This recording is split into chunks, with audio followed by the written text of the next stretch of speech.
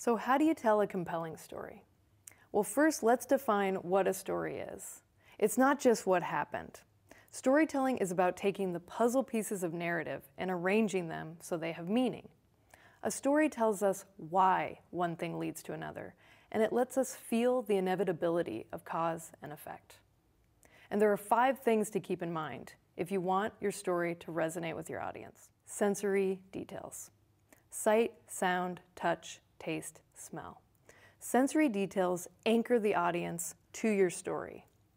And did you know that stories with sensory details make your brain light up? This is a brain. Researchers have found that metaphors that are rich in texture actually activate the sensory cortex, and that's the part of your brain that receives and interprets sensory information. So a sentence like, "He had leathery hands," or "She had a velvety voice." This really excites your sensory cortex. Flat sentences like, "She has a pleasing voice," or "He has strong hands." Totally blank. So it turns out that your brain doesn't care if it's your experience. If it's powerfully rendered, the same neurological regions are stimulated. The next thing to keep in mind are vivid characters. So if you want your audience to really connect to your story, you have to people it with vivid characters.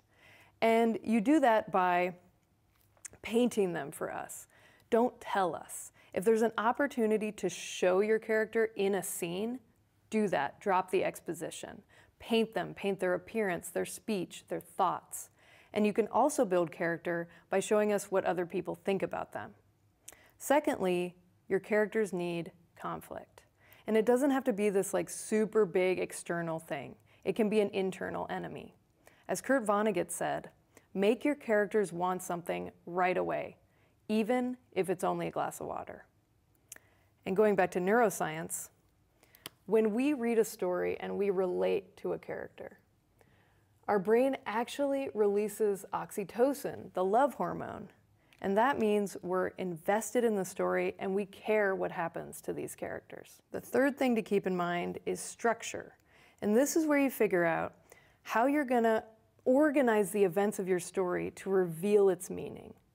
And you can think about structure like a 3-tiered cake. A very, very delicious 3-tiered cake. Now, the top tier is what happens.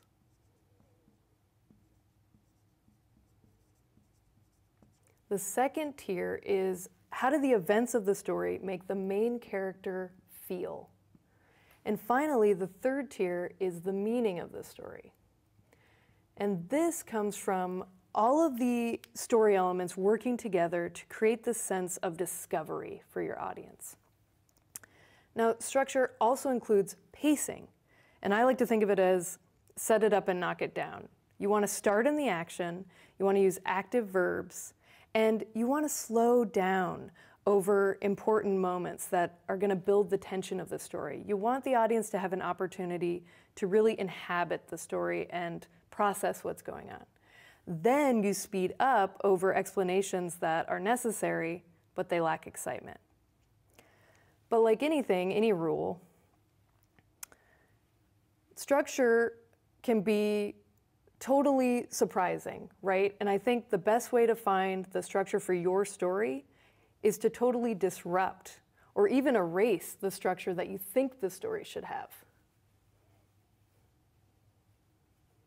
The next thing to consider is voice.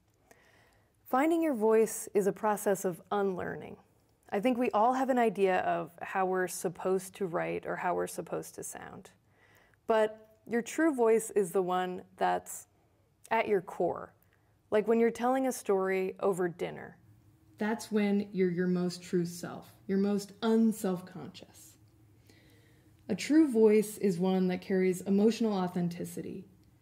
An original voice will endear you to your audience, and it'll build trust. And on top of that, it's what makes you unique. The last thing to think about is the meaning of the story. And the meaning can mean, the story can mean different things at different times, right? So the meaning could transform. What you really need to consider is, what does the story mean to me in this moment? What discovery does it lead me to about myself and about the world? What stands out? You need to know what the meaning of the story is in order to tell it well. If you don't know what the story means, your audience doesn't know what it means, and they're going to lose interest. If you know the meaning of the story, you can also carefully select the details.